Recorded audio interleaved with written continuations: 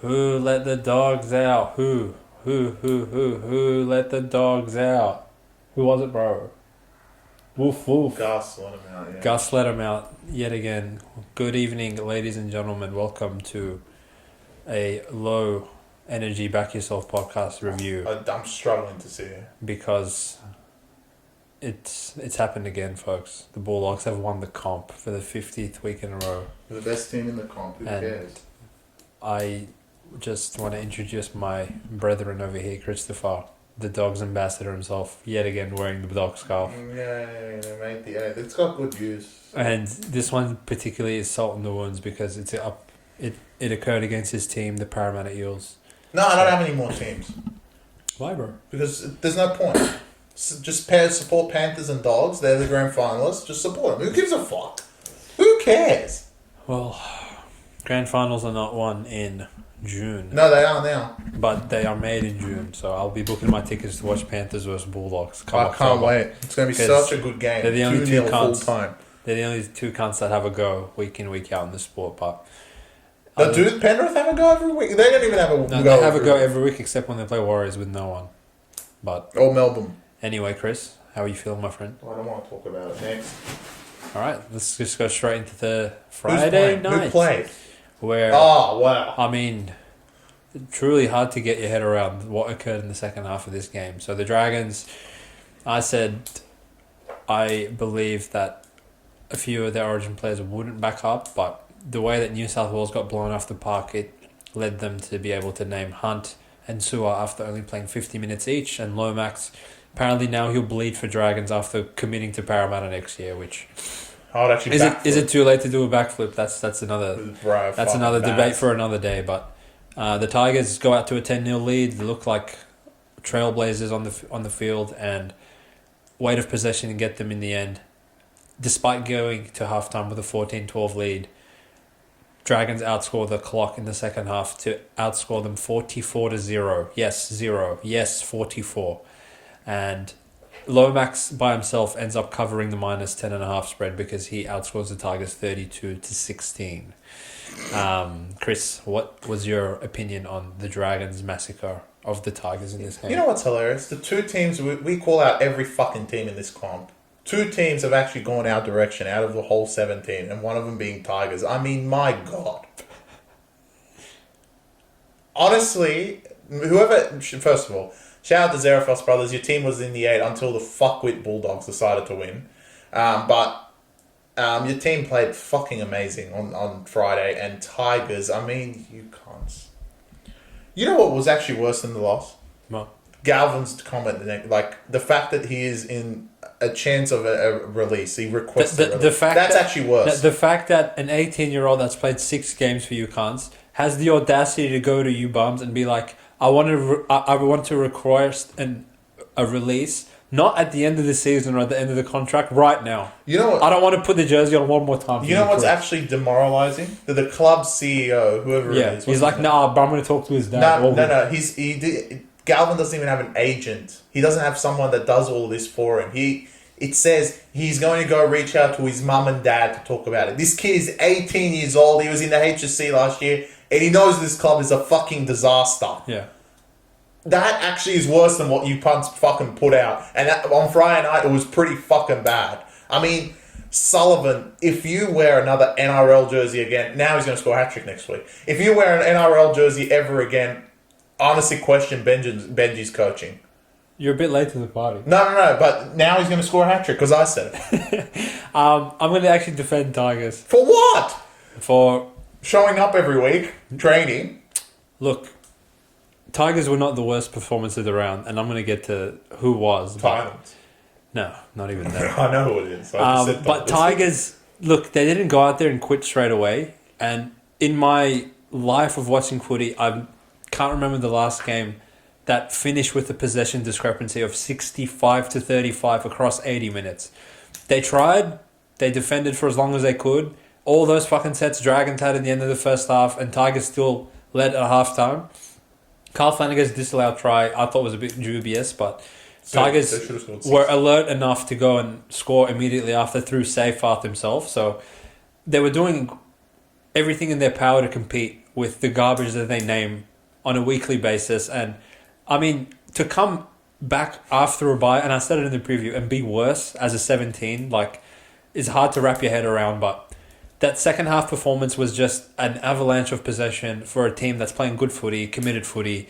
And you throw a sin bin in there with Tigers already having no players in the first place, and you get the scoreline that you got in the end. So Tigers, while you can't, were not impressive whatsoever in that second half, I definitely can see why. Like, logically in my brain, it makes sense why the game panned out the way it is. But No. I can't say that for other cunts. Like, Tigers, for you cunts to go out there with Lob City himself and complete 58%. Dragons, all these cunts backed up. They complete over 90%. They have 65% of the ball. The one scary one was the Moses Sully line break in the first half, where like, all right, before you cunts are even tired, you can see that that's not great, but they kept fighting, they kept clawing. But a shit side with a shit coach, with a shit culture, with a shit existence, with shit cunts in their team, and a shit cunt getting sin binned. Once the sin bin occurred, like, all hell broke loose, and it just became a scoring spree right at the end of the game. So, in my opinion, Tigers, you can't. We all know you're garbage, and you showed us that when things don't go your way, like, you're just going to capitulate. So, I didn't learn anything new from Tigers or Dragons. Oh no, I did. They're more awful than I thought they were. And my take at the start of the year is slowly becoming true. These cunts are lucky to win 4 games all year. Yeah, I know. And their club's falling apart, which is the scary thing. 30 points, all right. 3 of their best players all backed up, 30 points to concede. Okay, Dragons are better than you cunts. 40 points, you had a sin bin. You know, they had a weighted possession. Okay. 50 points, any team that concede 50, you have to take some responsibility on it. But if you actually look at the Flanagan try, if that was a try, it would have been fucking 60. Yeah. And at that point, for leading at halftime to be down 60 is pretty fucking bad. Yeah. And luckily you play Titans next week. But what do I know? They're back, mate. At the look, Caesar's back. Galvin, he's out, confirmed out. He's got to be out. So that means Sullivan will play again. The reports are, and Tigers, this probably is drops 60% of the reason that he's requested the release in the first place, in my opinion, was that through necessity of Caesar being out for 5 weeks with that hip drop injury, they've been running Galvin out with a fractured hand for about the last 3 weeks in a row. So now giving an 18-year-old cunt painkillers week after week to go and quit anyway and lose 9 in a row. You're honestly better off just, I don't know, fuck it. Put Karas out of 7. Give this kind of breather for a couple of rounds until Caesar comes back. And if you're going to lose, like, at least treat your players with some fucking respect and lose that way, rather than run some 18-year-old there. He plays the best out of all your bum players outside of Carousel week in, week out with a fractured hand. And to be honest, like, people are going to jump on the player, and that is like the natural you can't jump psychology. But I mean, put yourself in the player's shoes. Why the fuck would you want to stay here? No, it's never the player's fault. Didn't you realise from my Edwards take? Well, no, if your last name's Edwards. It's never that player's fault. But Galvin, I want to say I agree. I don't think it's the wrong move to leave, but the optics of it is really bad. Where you go to will define you in about 10 seconds. In your brain? In my brain. I mean, the reports are Penrith or Roosters, and I mean, I swear to God, Penrith will lose Luai and gain a play. I wish they kept Luai. Yeah. Well, obviously don't want to speculate too much on where he ends up going, because he doesn't even have a fucking manager. He's gonna have to call Roosters are even worse. No, Roosters are worse. Galvin and Walker. Yeah, it's really annoying. But again, in the best interest of Galvin, like, it's better than running out with these losers every week. I wouldn't want to play. I mean, next year does give him. You got to have some thought that Tigers would be much better next year with Luai. Yeah, but I think the injury has sparked a lot of this. I don't think that will be. I think he will stay at the Tigers, but we'll see. We'll see what happens. But speaking of a team, just a standalone game on the Friday, we go on to 3 p.m. Saturday afternoon football at the Gold Coast Titans CBA Super Stadium, where for literally no reason, and Chris and I said this on the preview, Titans just quit to Souths and got bent over them for I don't know why. Like, why cover 10 games in a row and your biggest margin of defeat is probably less than double digits, and all of a sudden, after actually getting a physical and mental refresher and break, you go and concede 46 to Souths. Makes no sense to me. Well, because these teams have no talent. And as soon as the bubble of effort bursts, they can't fucking win anymore. Except for two motherfuckers. Well, if you want to talk about no talent, funnily enough... They had more talent and they still worked. This was the game that, Des circled on his calendar that, I'm gonna finally pull the trigger and bring Ford and Campbell back.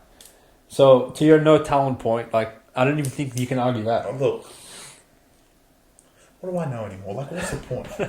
They got fucking fingered. At this point, we predicted this. And I said the bubble will burst. As soon as they come off the bye, they're going to lose. And they got fingered by South for no fucking reason. It's not like Souths were good. Yeah. Souths had particular moments in that game where if Titans scored, Souths would have quit. Souths were this far away from quitting. And I know Souths inside and out. There was not much left in the tank for them. If I'm telling you, without Latrell, I promise you they would have lost that game by 20 plus because Latrell put the team on his shoulders. Truly awful. And not only did he do everything for them in offense, as well as kick goals, kick in play, go down the short side, set up tries, score tries. But Camperera got him on the first line break, but he did get him on the next two. And for whatever reason, Titans, after scoring 36 at Suncorp with a shitter spine, all of a sudden can't crack the fucking the code, the security code of what has become the South's defensive. Well, you can't get past Cheekham and Kenna and Gagai, the wrong one. Yeah. So Souths, you guys still suck. Titans, you officially suck, and Titans could definitely come last from this point forward. But in an alternate league where Tigers don't exist, Titans definitely will. No, they can next week. It's a big game. Mate, why are you ruining upset alert? I'm not sure. Yeah, upset alert. I mean, any underdog is upset alert. Just fucking close your eyes and pick one. They're gonna win. So that's the way it's going. Look, Titans. I think we'll learn a lot about them next week. If they go to Leichhardt and quit, then you may as well just wave the white flag for the rest of the season. They haven't done that already? There is no way that Tigers should beat anyone, technically. So if you guys go and beat them, season's back on track, you can keep trying, all that good stuff. Come back? Who gives a piss about Bateman? Run out as many dicks as you can, Benji. It's working so far. Yeah, everyone else. But if you guys lose to Tigers, then you could come last. I mean, I might retire from the podcast. Honestly, what was the point of trying for the last 10 games? You're going to lose South and Tigers. Yeah, what was the point? But in line with what was the point, I mean, Cowboys. Wow. Oh, no, I've got a bone to pick with these cons. All right, you can have them. Because I called, if anyone watched the preview, which apparently you motherfuckers don't understand, that we're getting more and more angry, which means the content is just getting more and more goat week in, week out, because dogs keep fucking winning. But Cowboys, to my point, I mean, you six motherfuckers, honestly, should be exempt from this week for how fucking... Well, four of you ended up playing. The other two decided to quit. But the other four, what the fuck was the point? Yeah. I mean, the other fucking boys, I honestly feel bad for these youngsters. What is this garbage you guys are producing? Garbage! There is no reason to be down 26-6 at home to Warriors who can't score. Yeah. It's really, really scary to think that these cunts made a prelim and were a forward pass away from making a grand final. Yeah. The same fucking team. Essentially have the same squad, same coach, same, everything. Honestly, they're worse than Power right now. Yeah, I know they are. Cowboys are, awful. Don't let them trick you. And this is the issue where on the preview I said, either wait till all the Cowboys cunts are named and take Warriors, or wait till none of them are named and take Warriors. Because I was all over this one. I mean, Cowboys, they're the only cunts that have given us reprieve on this podcast, because from round 1 we said these cunts are garbage, and round 14 they're still garbage. And I know we fucked up on plenty of other teams, aka especially the fucking scarf this cunt's wearing, but Cowboys, you never fail to deliver a quit job for us on a weekend.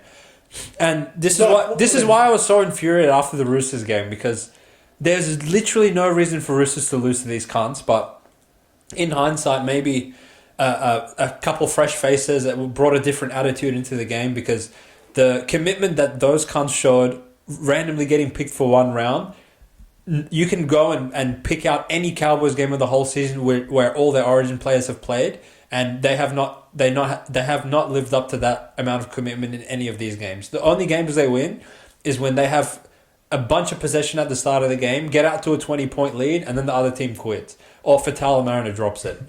Irrespective of that, these cunts have done nothing for the whole season. And it's actually like truly autistic that they have the most Origin representative players out of any team. They had 6. Penrith didn't have 6. Roosters didn't have 6. None of these cunts had barely more than 3. That's strange. I thought Dogs had 6. Well, Dogs, maybe they should have 17 because these cunts could beat Queensland as well. But, Cowboys, wow, man. The Cowboys, I just want to say, at this point, this is exactly when everything went to shit.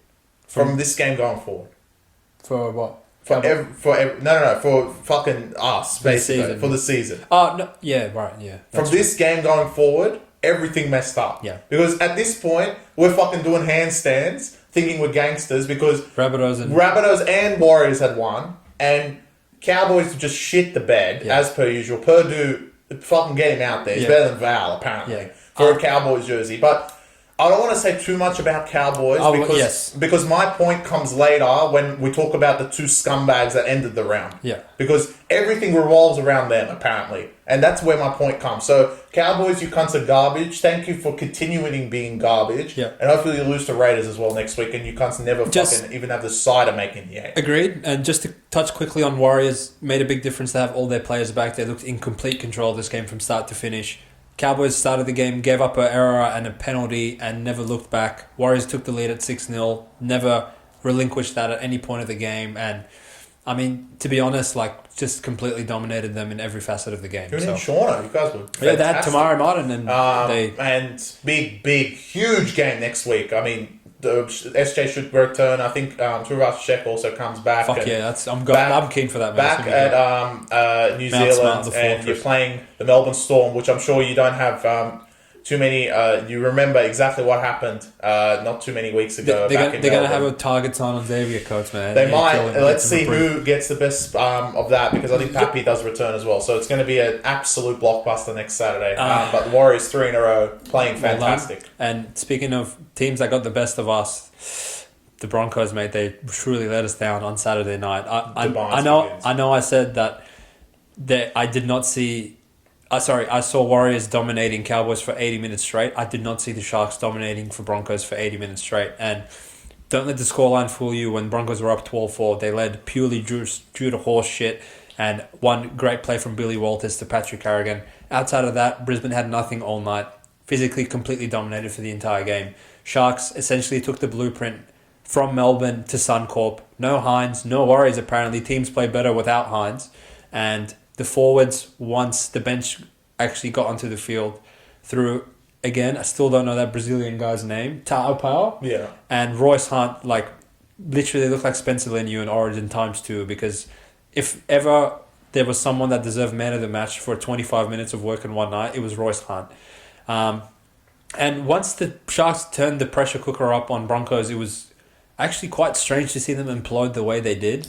To see Wiz Khalifa drop the ball from fullback position and donate a try to the Sharks straight after halftime was not great. And I believe there was 3 errors from the Broncos back 3 that directly led to 18 points from Cronulla. But to be honest, even if Sharks didn't score immediately from the Broncos' errors, I still feel like they were winning the field position game. They looked better defensively. They were the ones forcing errors. And in my mind, going into this game, I saw it completely in the inverse. There was no reason for Brisbane, again, to lack energy and be lethargic coming off a bye and getting raped by Titans. So, bit out of answers for this one, Chris. What do you think, mate? No Walsh, no Brisbane. Simple as that. It honestly comes down to that. The Titans game, sure, you guys still put 30 up. That is defense. That's not Walsh. You should be defending much better. But without him, you're fucking horrific. Him and Reynolds, I guess. No, Reynolds, when he wasn't there, you still beat shit teams. You beat the teams anyway. I know, with Walsh. But I'm saying, when Walsh isn't there and Reynolds is there, they're not this garbage. No, they are. I don't think they are. No, I think they are. Wow, really? I truly think without this kind, they really struggle to put points on the board. Seems that way. They only scored the 2 tries based off of Billy Walters' brilliant... Well, actually, Staggs making a huge hit up, Billy Walters scooting from dummy half, and Carrigan being there. And then they really ran both tries against the run of play. They couldn't really get the ball over the line in this game. And the Titans game was similar. I mean, Titans defense isn't something to fucking write home about, because you just saw them quit to South and lose by... To concede 46 to South is another level. Yeah. So they're not good at all. And... my concerns with Brisbane is, look, Walsh is not going to be back until after Origin 2, and it's a little bit away. And fortunately, you play South. So is that fortunate? I mean, I don't know anymore. Maybe it's not. South have turned the corner and making the 8 as well. They're fucking gangsters. Honestly, there is question marks over Brisbane right now, because then, I mean, they're not Penrith or Dogs. And the commitment and the effort. I want to say this later. I don't want to say it now, because all the teams that lost, it's the same bullshit that they lose to. Yeah. It's all around the one thing. And why these teams don't have it doesn't make sense to me. Sharks last week, I want to go on Sharks because last week makes even less sense than it made this week. Why did you guys lose to Para? Yeah. It makes zero sense. And Para, what we saw from fucking today, were just wanting to lose, and they ended up losing at the end. They just wanted to lose. And last week, I mean, again, Mitch and Gutherson were back in that one game, but honestly, you completed 97%, which you didn't complete like that in this game. Your bench was exactly the same. Para's forwards have been typically 10 times worse than what Brisbane's have been, and you lose that game pointlessly. I mean, Sharks, you could easily be like 12-1 right now. If you had beaten Penrith, you would have carried that into Para, and you beat Brisbane anyway. And you could honestly be 12-1. And your stupidity loss to Parramatta, your stupidity loss to Penrith, where you guys just fucking got manhandled completely, has put you guys second on the table to a team which we'll discuss next, who in 14 rounds still haven't tried once. And they're still first. Yeah, which is hilarious. You guys have been trying to the nth degree. Fitzgibbon has been coaching, maybe not the best because there's 2 fucking outstanding coaches. Everyone else sucks. But you've been coaching brilliantly by bringing on the strike force that you have off the bench, which is electric, coming off the bench, and just sparks the entire games to change, except against Penrith, of course. But everyone else doesn't know what to do against them. But last week, it looked like there was no thunder, there was no lightning. Para had taken it away from you. And they couldn't get anything going. And this week, it's a complete adverse that Royce Hunt looks unstoppable. No, well, you know what actually doesn't make sense when you want to look at the last 3 Sharks games? And maybe this is to your point, Chris, that these cunts without Walsh literally just can't score. But for them to concede 18 points to Penrith in the first 15 minutes like that. Yeah. And then to go to Bankwest and concede 36, which, I mean, Dogs look like they could defend them pretty easily, right? Why did you cunts concede 42 to Penrith and 20, whatever the fuck it was, the following week? Sorry, 30-something to Para the following week. And now all of a sudden, Broncos, outside of one kick ricochet try, have 1 try in 80 minutes. You tell me. That's this sport. That's why I just don't understand. That's this sport right now. And, like, completions were much better last week at Bankwest. Para generally have a worse defense and forward pack than Brisbane ever would. I will say, like, you can't have it all if you're Broncos, and the roster you had last year has taken a big hit, and that was probably the most evident when your bench of Kobe and all those bums came on and literally just got absolutely raped by Royce Hunt and co. So maybe that's one thing we didn't have take a strong enough look into in the preview of, fuck, when Sharks bring these boys on, what the hell are Brisbane's answer going to be? Week. Well, that's probably why we didn't. That's why we didn't look at it. I mean, they just Mariota apparently was enough to beat these cunts. Yeah, and Mitch was able to just do what the fuck he wants to do because the forwards were doing enough, and they won. Yeah. I mean, Sharks ended up being the right side, but pre-game definitely wasn't. Yeah, especially not at 3. Not at 3. Like, even without Walsh, the Brisbane pack should be able to match it. They have Carrigan and Haas. Carrigan and Haas. They didn't even have Hines, which I feel like is really lost in all this. Yeah, they didn't have Hines. Yeah. They're better without him. They're 2-1 without him. What's the one? Para. Oh, yeah, you didn't play the Carrigan. Yeah. I'm lost. No, Trindle fucking played outstanding. Well, they're 0-1 in the last 4 weeks with him. Yeah. Well, against Penrith when he played half a game. Yeah, well, so, like, I just don't play him. I just don't understand, like, how you can lose a Dalian player and just go and score that many points against good sides consistently. No, I'm not worried about it. I'm worried about the Brisbane attack. And Walsh is not there for a little while. And like you said, they conceded points between Penrith. They conceded points to Parramatta. Why couldn't they concede points to Brisbane? Did they not get enough possession? Did they not get enough penalties? I don't know what it was, but Brisbane don't look as good offensively like they did at the start of the season. And I struggle to think the defense has been great. They've been one of the better ones, but still, if you can't physically get the ball over the line, which we've seen a lot of teams, you're going to concede at some point. And as much as Hines means to them, Cronulla can still score without him, and the outside backs of Cronulla, as per usual, have been exceptional the whole year. And there was one game that they was a bit of a bleep on their thing, which was fucking Penrith. Yeah. But every other time, and maybe Tigers, but I thought that was more the Fours just got outmatched because they had everyone out. The outside backs have been maybe the best in the competition, and that's a deserved why they're first they're second, aren't they? Yeah. Fair play to Sharks, I think. Big win for them, and it's good come win. Back home. Yeah, they come back home. To play Dolphins of War. Which obviously they'll win, so. Well, we'll see what happens. So transitioning over from Saturday to Sunday, we start at Amy Park, where my... Congratulations.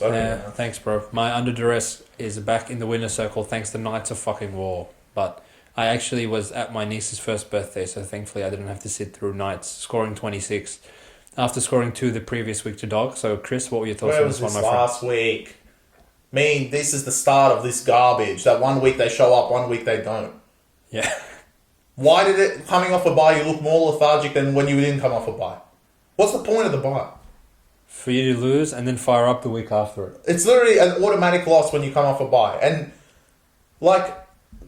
the Dogs game, you look like you had nothing. You couldn't fucking get the ball off the line.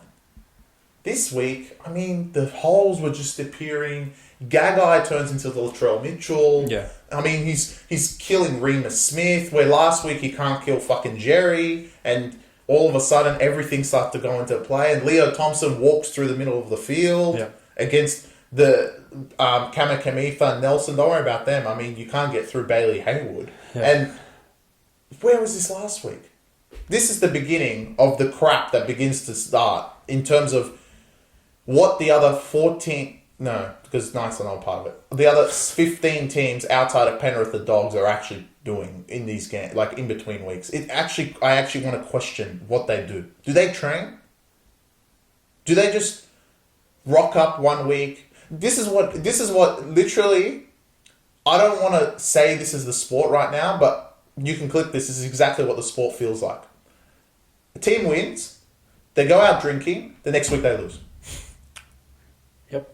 Carve and copy. The only 2 teams that are not included in that are Penrith and Dogs.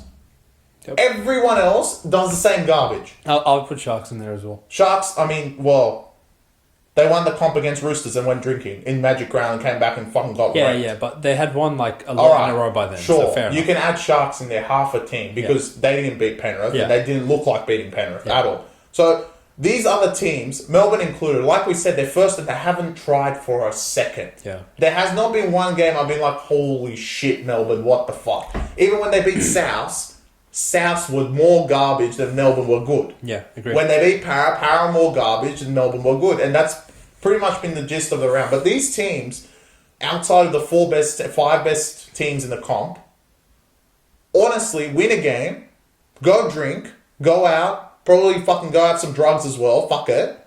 And the next week they just show up like shit. Obviously. Yeah. All your preseason work goes out the window if you're doing this garbage. I would say Melbourne are quite a lethargic side in general, and they will spot you 20 points if all you have to do is have a go. And part of my rationale for taking Knights under duress in this game was knowing that the trend is the trend. You play garbage, everyone hops off your bandwagon, and you fire up the next week when you have even less of a reason to fire up or be competitive in the game.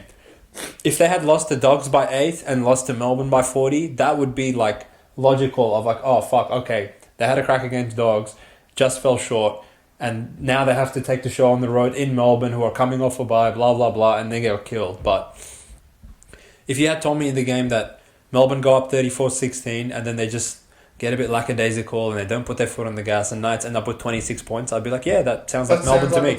Yeah. So Melbourne, if they played with half the intensity of Penrith and Dogs, they would honestly be even further at the top of the ladder with way higher point differential. They'd be massacring sides because they can just string tries together like very few other teams in the competition can, but they are getting away with not doing that in a week in, week out basis. But unlike these other bums, they still come out with the 2 points next to their name. So fair play to Melbourne, because they're not really a team that you can comfortably lay huge lines with because of this reason. But at least, you smuggle them in your multi at head-to-head at $1.20. You see a green team next to it because they fucking win, and they don't lose to the $5 bums week in, week out. So I know what I was going to get from Melbourne, knew what I got from Knights. Knights, anytime you put them +10, they cover for no reason. You put them -1.5, they lose by 30. It's just who they are. It's a really stupid team.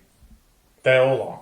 Who's smart? Knights in particular are no, it's not. Retarded. They're all retarded. Anyway. Every single one of them. I don't know who Knights have next week. Oh, Penrith. So, well, good luck to them. Let's see if they can back it up 2 weeks in a row back at the Hunter. All right, mate. You got to face the music, unfortunately. What am I going to say about Manly? I don't know. Yeah. Did they win last week? They had a bye, right? No, they won upset alert from the previous week. They beat Melbourne, didn't they? Yeah. I mean, yeah, of course. So these motherfuckers probably went down to the Manly Beach, had a few schooners, and decided to go out there and have a crack, for 30 minutes, but ended up just running out of gas and losing to Penrith. I mean, am I a magician for fucking picking all the ones that are not the underdog and all the other underdogs win? I actually should be recognized for being a magician. Yeah, you might be, mate. Because I'm picking the only two favourites cover this round, and I managed to pick one of them. Yeah. Unbelievable. And it wasn't even what can I say? Manly suck. They don't. They went up 14 to 4, 12 to 4. Garrick doesn't know how to kick anymore. He lost his protractor when he went out clubbing in Brookvale and doesn't have it anymore. And now he wants to kick to the into the crowd 20 metres this way, then 20 metres that way, and doesn't know how to kick at all. They don't swap him for Cherry Evans after he missed the first 2 goals, and knowing that they need the third goal because they know that Garrick's a good kicker and he misses another one, and they go up to 20. Would they even get up to 22 at the end because he kicked one, finally. After 5 tries, he kicked one. Yeah. And Penrith just do same old. Plug in whoever, and the effort is there. And there is no... Talent doesn't... I wouldn't say talent is what drives Penrith and Dogs at all. Talent-wise, it's spread across the league. If not, the other teams are better than them talent-wise. Just going out there, backyard footy... Look, Latrell, C, Walks, you got all this talent everywhere else. They're just South players and they're fucking 17th. There's talent across the league. So what does it make Penrith and Dogs a little bit different? These two teams lock down from what we've seen this year from Dogs, because this wasn't here last year. Lock down, do what they need to do week in, week out. Train hard. Do that extra fucking lap of the oval. Do that extra set play. Do that extra different skill play. Let's see, maybe we might need this week. Maybe watch an hour more of tape. Just work harder. It is come down to simply that's what it is. And the other 15 teams in the competition, everyone else, may 1 week, we got lucky. We showed effort. Like Melbourne showed effort round 1 against Penrith without Munster, and, Penrith couldn't score. But at the end of the day, when it gets down to it, we know, okay, Penrith just has a little bit more talent than Dogs, but these two are the teams that are really fucking only cunts that are actually trying. Who else is trying? Who is out there trying week in, week out? Sharks you can add in there. Everyone else fucking quits half the time. Can't say that about Broncos. Can't say it about Roosters. Can't say it about Warriors. Can't say about Raiders. Can't say it about Raiders. Can't say it about Manly. Everyone else is out. Maybe you can... Dragons are the closest. No, but they get raped as well. Because they try for 3 weeks and then quit for 1. So it's like a 75-25. But the weeks they quit, it's like, all right, we're not even going to show up. But to be honest, Dragons, if you want to compare rosters, right? Stevie Wonder himself wouldn't pick this Dragons roster over the Cowboys one. Yet, Dragons show consistently that they're a better side than Cowboys. there's only one thing you can put it down to. Yeah. Coaching, culture, demand for excellence within setting the standards at the club, and consistency. That's it. There's no like set play that this team's running that this team can't run. There's no kicking game that this team has available that this other team doesn't have. There's no fucking... Yeah, we have this one particular player on this side of the field that can shut down this side of the field defensively and blah, blah, blah. Because even when these cunts lose these players, they plug in rats and they play better than them anyway. So, I mean, Cowboys I still think are the best extrapolation of this stupidity that we're seeing, where you can put who's my mate that I keep referring to. You can put Purdue in for Valentine Holmes, and he can lock up Manu, and then you pick Holmes in, and he gets raped by Rocco Berry. Makes no sense. But if anything, I feel like you can combine the Dogs and the Panthers review in the one because it's actually a reflection on the entire season that these are the only two cunts that play the right way, work hard. They come across the field on the inside in defense. They slide. They commit. There's numbers in tackles. Not just for fucking the first 15 minutes of the game, not for 10 minutes after halftime. In the 75th minute, they're still the ones rushing off the line, shutting down time and space for the opposition playmakers, doing all the little gay stuff that no one gives a fuck about when they're watching the games. But those are the efforts that are going to get you results in the International Rugby League. So that's what we've got to. That's like what it's come to. Because talent now is not enough. And it's because talent has been distributed across so many teams that there's one player good here, one player good here, yeah, this player's good here. The talent has been distributed so much across these teams that now it's up to the individuals who we don't think are named players. Kurt Mann, who else? Liam Henry. Who else am I trying to think? Salmon.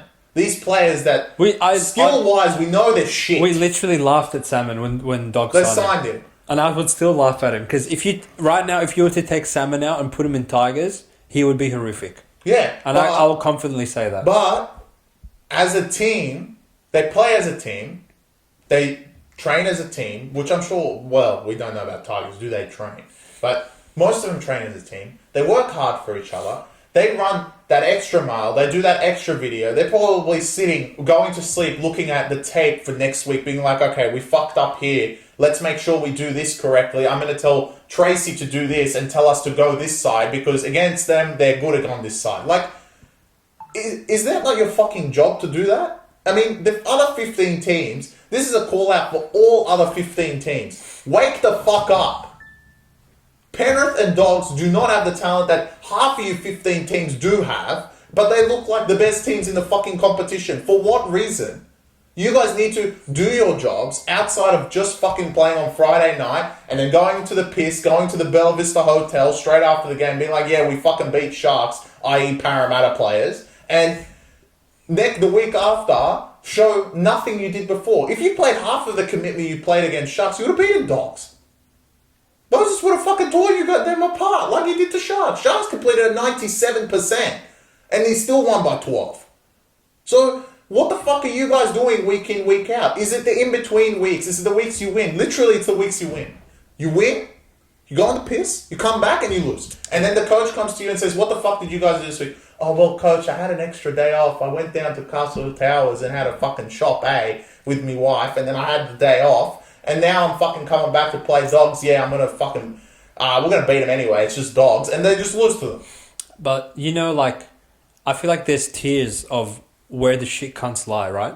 So when you look at someone like Cowboys, and this is why they particularly stuck out to me this week. Because from the opening whistle, they went out there and they gave up. Yeah. And it was, really shameful that you can't put it down to fitness is not a factor 10 minutes into the game. No, it's not. So structurally, they're garbage. Yeah. But someone like Para, if you're going to allow Dogs... This is truly what has actually become painful in this thing. Because I know I was watching the game thinking this. You were watching the game thinking this. While Para were up 18-10 with the sin bin, as soon as that 10-minute period expired and they came over with no points... I could skip. If I was watching with a tape delay, I could skip to full time and check that Dogs have won, because it's like a tangible force that gives more energy to these cunts when they should have less energy from defending 50 fucking sets in a row that They see Kurtman trot onto the field and they're like, fuck, there's our saviour's back. And Para couldn't do anything with the ball for 5 hours. And as soon as Dogs get into that 10-meter line, all right, Dogs, like you said, maybe they're just reading plays all fucking week and night at training, whatever the fuck they're doing. But half these other idiots, like even at an origin level, New South Wales couldn't do this. Dogs scoured the field, again, like the other week. They know their left edge is where they possess most of their talent. But they looked, oh, look, as he's playing centre, normally he's a 5'8". He doesn't have the agility to actually go and defend Connor Tracy and Stephen Crichton out in these set plays. Let's, not get the ball for 30 minutes, but as soon as we get it, we're just going to go right, and Tracy's going to run around this cunt, and he's going to pass, and they're going to score. You could copy-paste it 3 times. And they had an hour to fucking figure that out. Yeah. I'm sure their game plan pre-game, look, let's keep attacking the left edge. Cartwright, who else was out there? Talangi and I don't know who was playing. Let's say it was Sivo. Yeah. We know that edge doesn't compare to Burton, compared to Jerry, compared to whoever was playing. Salmon. Salmon was compete there. with That edge. That's our strong edge. Let's keep going left. Pre-game, Sorrells says to him, look, Sivo's out as he's playing centre. They only find out an hour before, maybe an hour and a half. Maybe they didn't even know. It's just, No, they wouldn't know. After 10 minutes, Stephen Crichton just called a team huddle in the middle of the thing. Look, I can beat Azzy. But, Cherry Evans isn't capable of that. No. Ben Hunt can't do it. All these fucking 15-year veteran captains, but Critter at the age of 24, who's literally captaining the club at fucking centre, can manufacture a game plan on the fly, and Para just capitulate as soon as Dogs get the ball and concede. That is carbon copy of what Penrith do 90% of the time. Think of the Para game round 2. Same shit happened. We lost the centre. Talangi's playing centre. Tango had 6 line breaks in one game by himself. Yep. Because he kept attacking the same edge. Yep. And that was because Cleary's brought him in and be like, let's keep attacking this side. This is where they're weak. And that just comes down to one player being like, I am observant of what's happening in this fucking game. Yep. This is where they're weak. We're going to change our game plan and attack there. And no other team does that. And you know what? Like, these other teams are actually so unprepared. It's actually comical. They're unprepared. We're talking about one Eels player that was injured 1 hour before the game. Turpin fucking saw action in this game for a reason. Curran died. Who's the other cunt that you hate? Bailey Hayward. Bailey Hayward dead. Preston died. Preston dead. That's 3 forwards already in a forward pack devoid of Viliami kick-out and any other talent in the front row rotation compared to these other teams. I mean, if you're going to sit there and look me in the eye and tell me you're going to take Sam Hughes and Max King of Apollo and Reg, then I've seen everything, right? But did you see Para think, oh, fuck, okay, they're down 3 forwards, and they have a sin bin, and they have no talent in the forward pack. Let's pepper the middle of the field. Literally, every single tackle of the 9 fucking penalties they gave us, let's take the tap, and let's go straight at them. If we can get an offload, great. If not, let's just keep doing that until they crack. What the fuck are they doing instead? Down a player, Mitch Moses, with 50 players to his right, off a quick play of the ball, steps inside and pegs the ball at Sean Lane for what?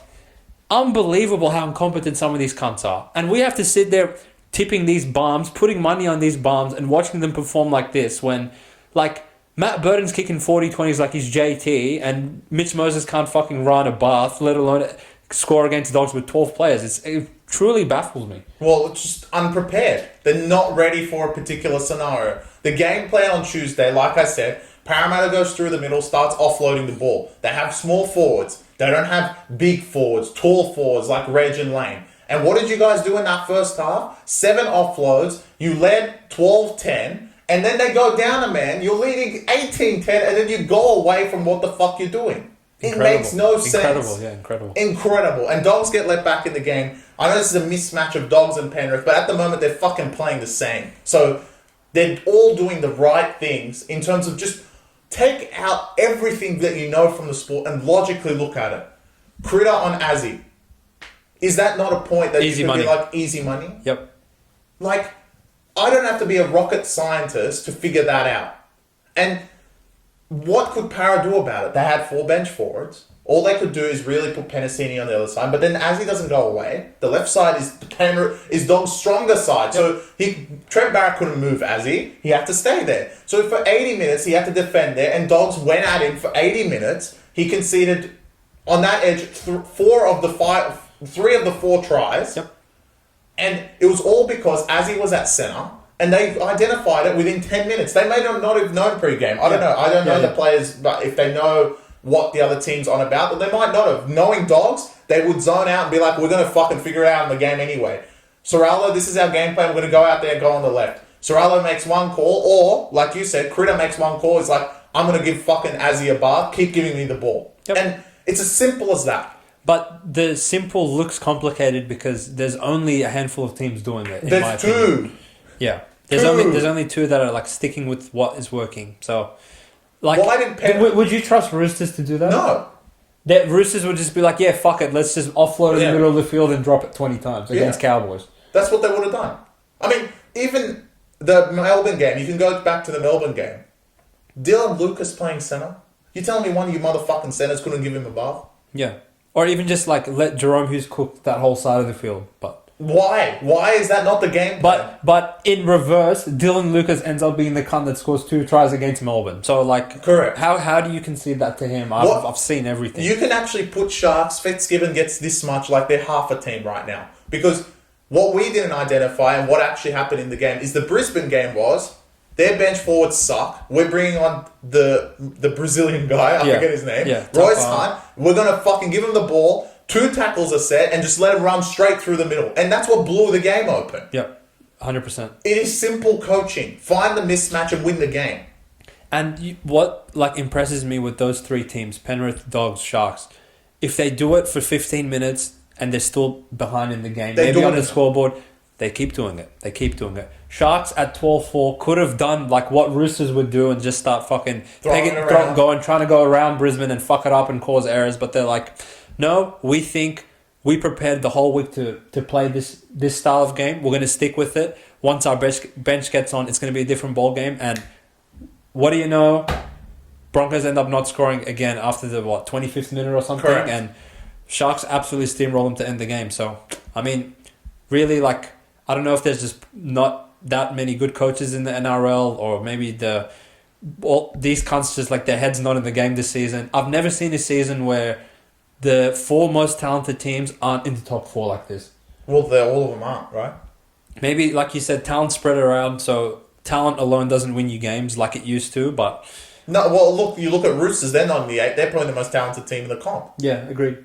They're not in the 8 right now because of stupidity. Yeah, and funnily enough, everything we said about Dogs, go back and watch the Roosters game. You could apply it to that, where if you want to compare the 17s on game day in that game, it's actually laughable how much more talent Roosters had in that game. Yeah. Yet Dogs are the ones that go out 26-0. Yeah. So, Chris, I know you still hate Dogs. I want to say I respect them. I think they are Penrith light, lacking a bit of talent to really like push the ledge to compete for a premiership, but in a league where I'm sure apparently it is difficult to play well every single week, they are the only cunts that outside of the Raiders game, which they did try and even come back in that one after a slow start, they're the only pricks that don't have a blemish on their resume in terms of effort for one game 14 rounds into the season. Even Penrith had the Warriors game. Dogs have been flawless as far as that goes, so good on them. Good job, Dogs. I love you guys. I'm so proud Penrith, of you. go win your 4th premiership. Dogs, go ahead, make the 8. That's all I need to say. Yep, lovely. Don't give a fuck. So, don't care. Again, the other 15 teams don't seem to fucking care. Why should I? Those of you guys on premium, apologies. We're not seeing the ball. No, apologizing. We're not seeing the ball as well as we could have. The Tigers line, that was my doing. I felt good up 10-0, but obviously 30 minutes later I had puke coming out of my system watching these cunts play. The start to Saturday was good. In hindsight, I was tossing up between total points under in the Broncos game or Broncos line. I can live with Broncos line, but in hindsight, not the right play. That's our bad. Manly, I'm going to give Chris some reprieve. That even though I was on Penrith, I think weight of possession really told the story in this game. To complete at 95% at Bluebet Stadium, eventually Manly's going to crack. And Manly of old would have cracked in the first 20 minutes with all the possession that Penrith had, but all they had next to their name was 4 points when Talau went and scored his 3rd try to make it 12-4.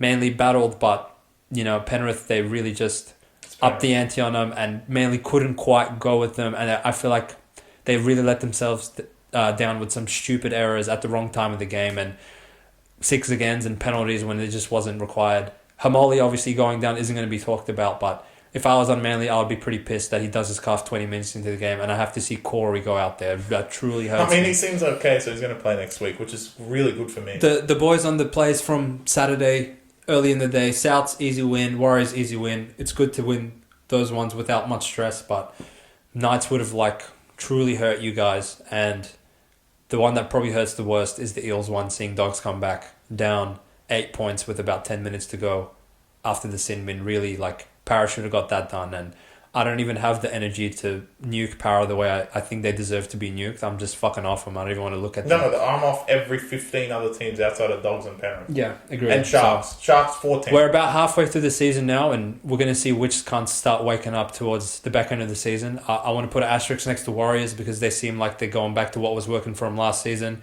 Roosters, Broncos, need some soul searching to do. Raiders and Dolphins hanging in the 8 by a thread. Dogs apparently on the come up. Same with Dragons. Cowboys on the come down. Just come down to 17th where you cunts belong. Titans finally quit. Souths refused to quit. And I would say I expect a big quit job out of Para for the rest of the season now. You cunts with Trent Barrett in your coach's box. Knowing that this was essentially a 4-point swing against Dogs who are in the same race for that 8 spot with you guys. Just fucking shit cunts. I mean, so that's everyone all, else fucking quit. That's all I really want to say. And Raiders, I think I'm the only guy that missed you guys this round, but I'm very excited to watch you next week. I'm not excited for any of that. You know what the reprieve is? I don't have to wear this for 2 more podcasts.